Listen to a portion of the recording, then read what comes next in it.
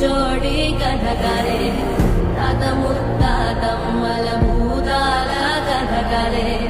విక్రమాదిత్యుడు చెప్పిన వేదాళుడి కథకరే దీపము నుండి బియ్యం వచ్చే అల్లావుద్దీన్ కథ కాదే ఇది ముడత చర్మం ముసలి చెప్పే